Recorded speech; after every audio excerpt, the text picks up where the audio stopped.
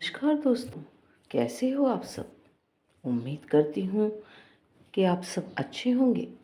तो दोस्तों, स्वागत है आपका अपने YouTube चैनल पारुल त्यागी पर। दोस्तों, कथा सुनना या सुनाना ये किसी के हाथ में नहीं होता है। जब भगवान की कृपा होती है तभी कोई कथा कह सकता है, और जब भगवान की कृपा होती है तभी कोई कथा सुन सकता है। तो दोस्तों, आज हम कथा सुनेंगे वृंदावन धाम की। वृंदावन का कितना महत्व है ये इस कथा से आप समझेंगे। दोस्तों, हमने व्यक्ति के नाम बदल दिए हैं, लेकिन कथा बिल्कुल सत्य है। तो आइए देर न करते हुए शुरू करते हैं।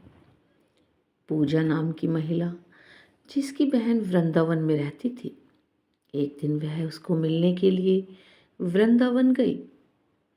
पूजा, जो कि काफ़ी पैसे वाली औरत थी, लेकिन उसकी बहन ममता, जो कि वृंदावन में रहती थी, ज़्यादा पैसे वाली नहीं थी, लेकिन दिल की वह बहुत अच्छी थी, या कह सकते हैं कि दिल से वह बहुत अमीर थी। उसका पति मिट्टी के घड़े बनाने का काम किया करता था। पूजा काफ़ी सालों बाद अपनी बहन को मिलकर बहुत खुश हुई, लेकिन उसमें थोड़ा सा अपने पैसे को लेकर घमंड भी था।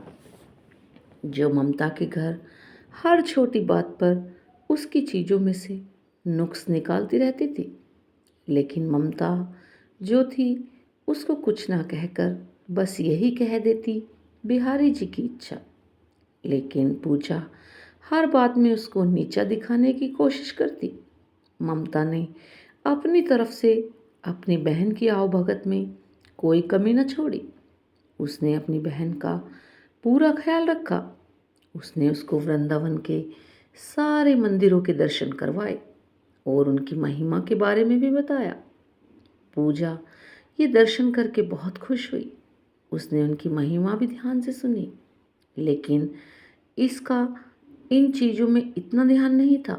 बस दर्शन करके वापस अपनी बहन के घर आ गई। उसको वृंदावन में रहते हुए अब काफ़ी दिन हो गए थे। एक दिन वह अपनी बहन से बोली, ममता, अब बहुत दिन हो गए हैं तेरे घर रहते हुए, अब मुझे अपने घर को जाना चाहिए। तो ममता थोड़ी सी उदास हो गई और बोली, बहन, कुछ दिन और रुक जाओ। लेकिन पूजा बोली, नहीं, काफ़ी दिन हो गए हैं मुझे आए हुए घर से। मेरा पति और बच्चे अकेले हैं, उनको सास के सहारे छोड़कर आई हूँ। अब मैं फिर कभी दोबारा तुम्हारे पास आऊँगी। तब पूजा वापस जाने लगी तो ममता जो कि पूजा की बड़ी बहन थी, उसने अपनी छोटी बहन को उपहार स्वरूप मिट्टी का घड़ा दिया। घड़े को देखकर पूजा हैरान सी हो गई और मन में सोचने लगी, क्या कोई उपहार में घड़ा भी देता है। लेकिन ममता के बार बार आग्रह करने पर उसने अनमने मन से घड़ा ले लिया। जब पूजा जाने लगी तो ममता की आंखों में आंसू थे, लेकिन पूजा उससे नजरें चुराते हुए जल्दी जल्दी वहां से चल पड़ी। रास्ते भर पूजा यही सोचती रही कि मैं घर जाकर अपनी सास और पति को क्या बताऊंगी कि मेरी बड़ी बहन ने मुझे घड़ा उपहार के रूप में दिया है। तो उसको इस बात से बहुत लज्जा आ रही थी। उसने सोचा कि मैं घर जाकर झूठ बोल दूंगी कि घड़ा तो मैं खरीद कर लाई हूँ, मुझे तो मेरी बहन ने बहुत कुछ दिया है। इसी तरह सोचती सोचती वह अपने घर पहुँच गई और उसने घर जाकर घड़ा अपनी रसोई के ऊपर रख दिया।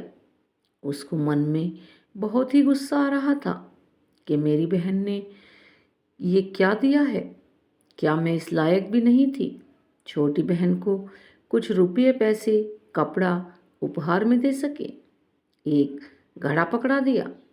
अब उसको अपने घर आए काफ़ी दिन हो गए थे, गर्मियों के दिन थे। तभी उसके गांव में पानी की बहुत दिक्कत होने लगी। कुएं में, नदियों में पानी सूख गया। उसके गांव के लोग दूर दूर से पानी भर कर लाते। पैसे होने के बावजूद भी पूजा को पानी के लिए बहुत दिक्कत हो रही थी। एक दिन पूजा बहुत दूर जाकर पानी भर रही थी। वहाँ पर और भी औरतें पानी भरने के लिए आई हुई थी।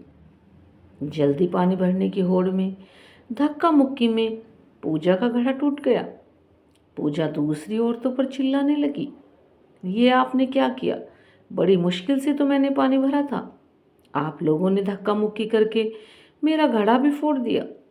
अब वह उदास मन से घर आई। अब उसके पास कोई और दूसरा बर्तन भी नहीं था पानी भरने के लिए। तभी अचानक से उसको अपनी बहन के दिए हुए घड़े की याद आ गई। उसने रसोई के ऊपर से घड़ा उतारा और चल पड़ी बड़ी दूर पानी भरने के लिए। जब कुएं पर पहुंची तो अभी भीड़ कुछ कम हो चुकी थी। वह घड़े में पानी भरकर अपने घर लाई। तभी उसका पति खेतों से वापस आया। गर्मी अधिक होने के कारण वह गर्मी से बेहाल हो रहा था और आकर कहने लगा, पूजा, क्या घर में पानी है? एक गिलास पानी मिलेगा? तो पूजा ने कहा, हाँ हाँ, मैं अभी भर कर लाई हूँ। तभी उसने उस घड़े में से एक गिलास पानी भरकर अपने पति को दे दिया। गले से पानी उतरते ही उसका पति एकदम उठकर बैठ गया और बोला, ये पानी तुम कहाँ से लाई हो पूजा? वह तो एकदम डर गई, शायद मुझसे कोई भूल हो गई है। उसने कहा, क्यों, क्या हुआ? तो उसके पति ने कहा, यह पानी नहीं, यह तो अमृत लग रहा है। इतना मीठा पानी तो मैंने आज तक नहीं पिया। यह तो कुएं का पानी लग ही नहीं रहा है। यह तो लग रहा है जैसे किसी मंदिर का अमृत हो। तो पूजा बोली, मैं तो कुएं से ही भर कर लाई हूँ। यह देखो, घड़ा भरा हुआ है। उसके पति ने कहा, यह घड़ा तुम कहाँ से लाई हो? उसने कहा, जब मैं वृंदावन से वापस आ रही थी तो मेरी बहन ने मुझे यह घड़ा दिया था। ये सुनकर उसका पति चुप हो गया। तब पूजा का पति बोला कि मैं थोड़ी देर के लिए बाहर जा रहा हूँ, तब तक तुम भोजन तैयार करो। तो पूजा ने उस घड़े के जल से दाल चावल बनाए। घड़े के पानी से दाल चावल बनाने के से उसकी खुशबू पूरे गांव में फैल गई। गांव के सब लोग सोचने लगे, आज गांव में कहाँ उत्सव है जो इतनी अच्छी खाने की खुशबू आ रही है। सब लोग एक एक करके खुशबू को सूंघते हुए पूजा के घर तक आ पहुँचे। साथ में उसका पति भी था। उसने आकर पूछा कि आज तुमने खाने में क्या बनाया है? तो उसने कहा, मैंने तो दाल चावल बनाए हैं। तो सब लोग हैरान हो गए कि दाल चावल की इतनी अच्छी खुशबू। तब सब लोग पूजा का मुंह देखने लगे कि आज तो हम भी तुम्हारे घर ही दाल चावल खाकर जाएंगे। उसने किसी को मना तो नहीं किया और थोड़ी थोड़ी दाल चावल सबको दे दिए। दाल चावल खाकर सब लोग उसको कहने लगे, यह दाल चावल नहीं, ऐसा लग रहा है कि हम लोग अमृत चख रहे हैं। तो पूजा के पति ने कहा कि तुमने आज दाल चावल कैसे बनाए? उसने कहा कि मैंने तो उसी ढंग से बनाए हैं जिस ढंग से मैं रोज़ बनाती हूँ, लेकिन घड़े के जल से ही इस्तेमाल किया है। तब पूजा का पति बोला, तेरी बहन ने तो तुझे बहुत ही अच्छा उपहार दिया है। अगले दिन जब पूजा घड़ा भरने के लिए जाने लगी तो उसने देखा घड़ा तो पहले से ही भरा हुआ है। उसका जल वैसे का वैसा है जितना वो कल लाई थी। उसने उसमें से खाना भी बनाया, जल भी पिया, लेकिन घड़ा फिर भी भरा का भरा रहा। अब तो पूजा एकदम से हैरान हो गई, ये कैसे हो गया? तभी अचानक उसी दिन उसकी बहन ममता उससे मिलने के लिए उसके घर आई। पूजा अपनी बहन को देखकर बहुत खुश हुई, उसको गले मिली, उसको पानी पिलाया तो उसने अपनी बहन को कहा, दीदी यह जो तुमने घड़ा दिया था यह बहुत ही चमत्कारी घड़ा है। मैंने तो तुच्छ समझकर रसोई के ऊपर रख दिया था, लेकिन कल से जब से यह मैं इसमें जल भरा हुआ है तब से जल से भरा हुआ है। इसका जल इतना मीठा है, इसके जल से मैंने दाल चावल बनाए जो अमृत के समान बने थे।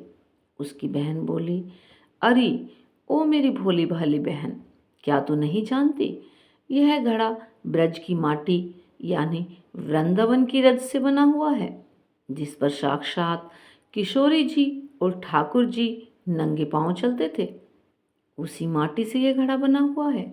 यह घड़ा नहीं, साक्षात किशोरी जी और ठाकुर जी के चरण तुम्हारे घर पड़े हैं।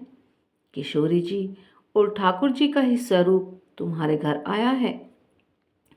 यह सुनकर उसकी बहन अपने आप को कोसती हुई, शर्मिंदा होती हुई अपने बहन के कदमों में गिर पड़ी और बोली, दीदी मुझे क्षमा कर दो, जो मैं वृंदावन की माटी की महिमा को न जान सकी। जिसकी माटी में इतनी शक्ति है तो उस बांके बिहारी और लाडली जी में कितनी शक्ति होगी, मैं अज्ञान मूर्ख न जान सकी। मुझे व्रज की माटी की महिमा और उसकी महत्वता का नहीं पता था, मुझे क्षमा कर दीजिए। तो उसकी बहन उसको उठाकर गले लगाती हुई बोली कि बहन, किशोरी जी और ठाकुर जी बहुत ही करुणावतार हैं। तुम्हारे ऊपर उनकी कृपा थी जो इस घड़े के रूप में, इस माटी के रूप में तुम्हारे घर पधारे। पूजा बोली, बहन तुम्हारे ही कारण मैं धन्य हो उठी हूँ, तुम्हारा लाख लाख धन्यवाद। यह कहकर दोनों बहनों की आंखों में आंसुओं की धारा बह निकली। दोनों एक दूसरे के गले लगकर ठाकुर जी की जय जयकार करने लगी।